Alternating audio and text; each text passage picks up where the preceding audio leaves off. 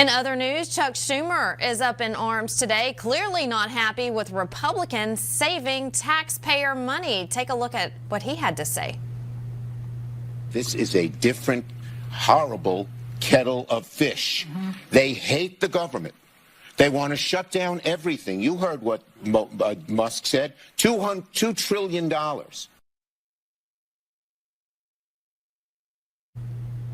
All right, Chuck. He says that like it's a bad thing. Let's bring in Jim Pfaff with the Conservative Caucus. Jim, good to have you on the show today.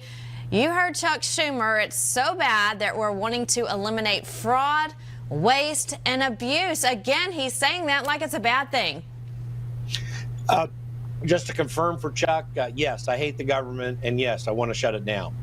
Like I always tell there's a libertarian philosophy called anarcho-capitalism, and which is just no government at all. I don't quite subscribe to that, but I always say I'm not an anarcho-capitalist, but I aspire to be. I mean, I think most Americans want the government out of their lives.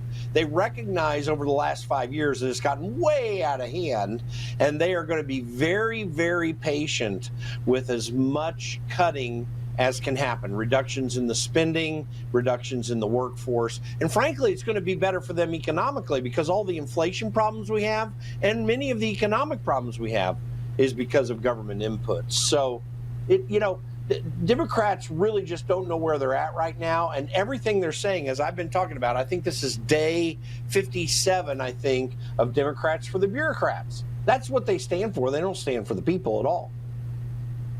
Absolutely not. And when it comes to Schumer, let's talk about him, since we just saw him make that silly statement. There's a push to oust him. What are your thoughts on that?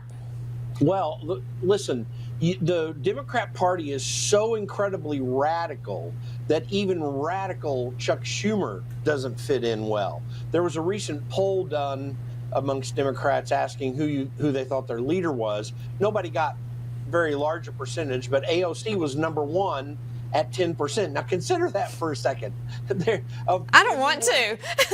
That's terrible. And that was going to be my next question to you. Who would be on the list to replace him? And you said it before I could ask you. AOC? Come on. There's a strong push to get her to run against Chuck Schumer in his re-election. Now, maybe she might win that. I mean, I think that's a possibility. Who knows? But the point is that if that's who they're going to choose for their leaders, they have resigned themselves to losing for a long period of time. And why is that? It's not just because they're so radical left. That's obviously the most important factor. But on the other side of the issue, don't forget that Republicans have been very successful over many years of snatching victory out of the jaws of defeat, because they really are part of a really uniparty effort. What Donald Trump has changed, though, is the promises made and then the promises being fulfilled. He said very clearly what he was going to do, and the American people positively responded to that in major ways. By the way, not just in the electoral vote and the popular vote, but the fact that states like California, Illinois, New Jersey, and others, actually even New York State, they had a massive uptick in votes for Donald Trump compared to previous elections with him. So the American people want these changes, and Donald Trump is fulfilling them perfectly. These Democrats have no idea what they're doing to themselves, and they hate everybody except the government systems that help them maintain power. And I'm glad you brought up California, because I was just reading something about an hour ago that showed the increase in Republican voter registrations that have taken place in the last month or so, thousands more than the Democrats. So if you look at the map and how many Republicans are starting to register to vote, we can't give up on California. California is looking very good right now. It's not too long ago that California was something of a swing state both in the presidential election and the statewide elections. I mean, Ronald Reagan won California. You had Republican governors of California. They were moderates, and they weren't very conservative, but they were getting elected all the way up in through the 90s and almost the early 2000s. So yeah, I mean, I'm not going to say it's going to go red, but when you look at a combination of factors that have taken place in California, people are frustrated. One of the main anchors of that change is the agricultural industry there.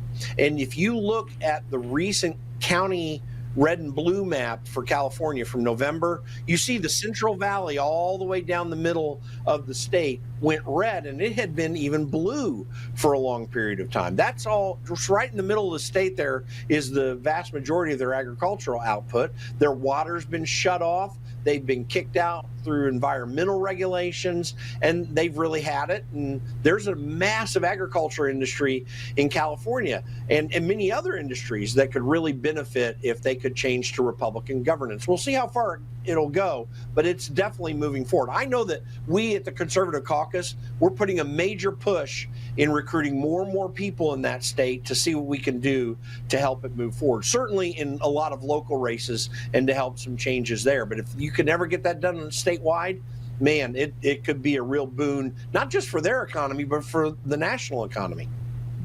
And if you're watching from California, we are seeing what's happening there. We're rooting for you, and make sure you contact the Conservative Caucus on how you can help out and how they can help out in your state.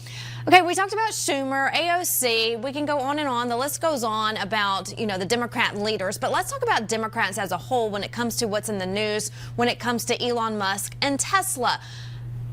4 years ago, they wanted everyone driving Teslas. Now they're setting Tesla cars on fire because they're mad at Elon. And it goes back to what Chuck Schumer just said, that it's, terrible that the government's eliminating fraud, waste, and abuse. So now the Democrats are setting Tesla cars on fire. Jim.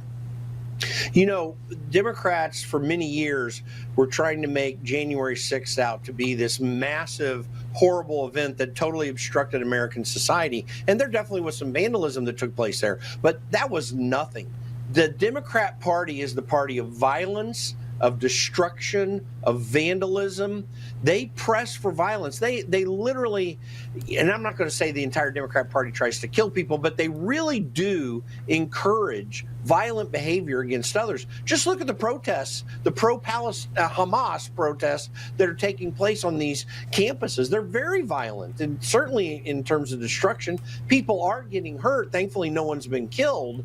But, the Democrats are standing up for these foreign nationals who have either a visa or some sort of green card permanent status that are involved in these events. They want them to stay in the country. Why is that?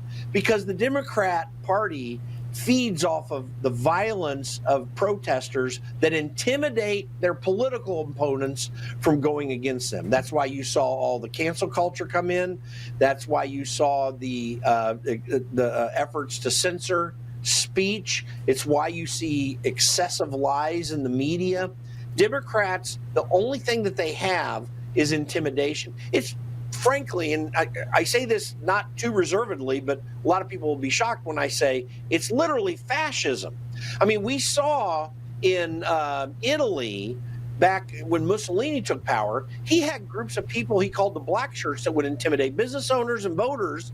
He got a foothold in power in northern Italy and eventually was able to go all across that country. And he was applauded as a forward-thinking, person. And even American elitists were very positive about him. But it was a twist off of the socialist system of control.